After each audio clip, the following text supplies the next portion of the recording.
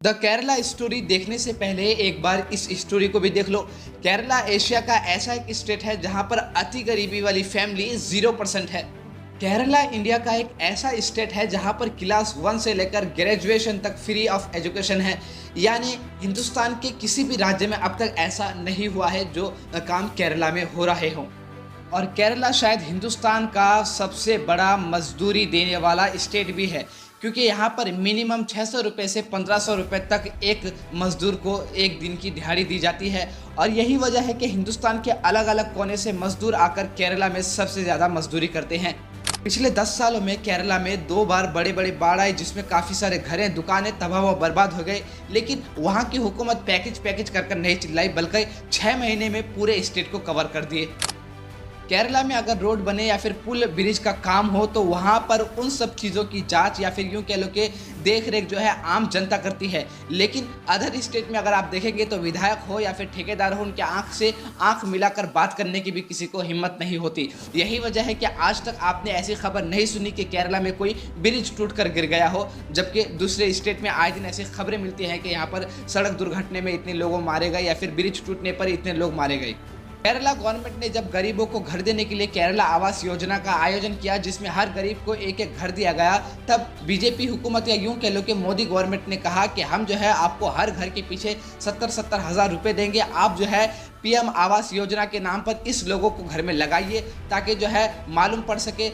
तो इस पर केरला हुकूमत ने कहा कि हम मलयाली लोग बड़े इज्जतदार लोग हैं, हम जो है खुद गरीबों को घर देकर जो है अपना कोई भी क्रेडिट नहीं लिए, तो हम आपके 70,000 रुपये लेकर आपको इसका क्रेडिट कैसे देख सकते हैं। हमने स्टेट पर ये योजना चलाई है तो स्टेट का एक भी लोगो नहीं है और आप चाहते हैं कि 70,000 रुपये देकर सारा क्रेडिट आप लें, आप अपना 70,000 रुपये अपने पास ही रखें।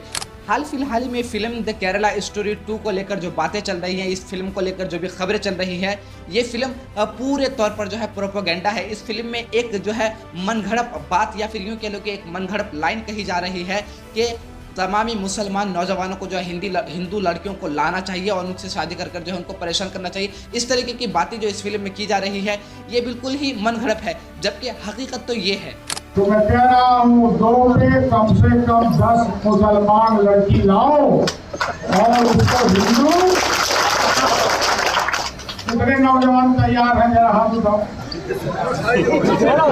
इस फिल्म में एक सीन दिखाया जाता है कि एक हिंदू लड़की को ज़बरदस्ती बीफ खिलाया जा रहा है, लेकिन हकीकत यह है कि केरला में ऐसा कुछ भी नहीं है। वहाँ पर हिंदू मुस्लिम सिख ईसाई तमाम बीफ खाते हैं और इसमें कोई हैरानी वाली बात नहीं है, सब कोई अपने मर्जी से खाते हैं।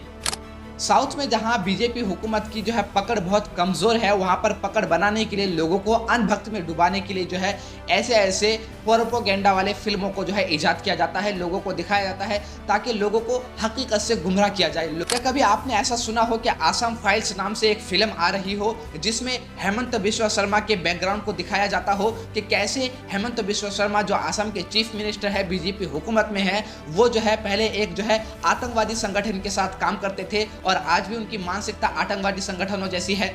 वैसे इन सारी बातों पर कहने को बहुत कुछ है, लेकिन हमें फख्र है कि ना हमने केरला स्टोरी नाम से ऐसी कोई फिल्म देखी है और ना ही आगे देखेंगे। आपकी क्या राय है, कमेंट सेक्शन में जरूर बताइएगा।